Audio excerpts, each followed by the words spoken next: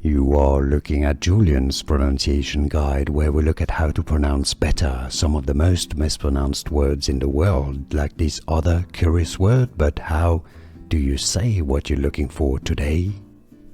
A very interesting word, this one, originally from French, idiot. In English, however, it is pronounced as idiot. Alright, so let's break it down. You have a first quite long E sound, E-D-it, idiot. The stress is on the first syllable, idiot. Now you're not.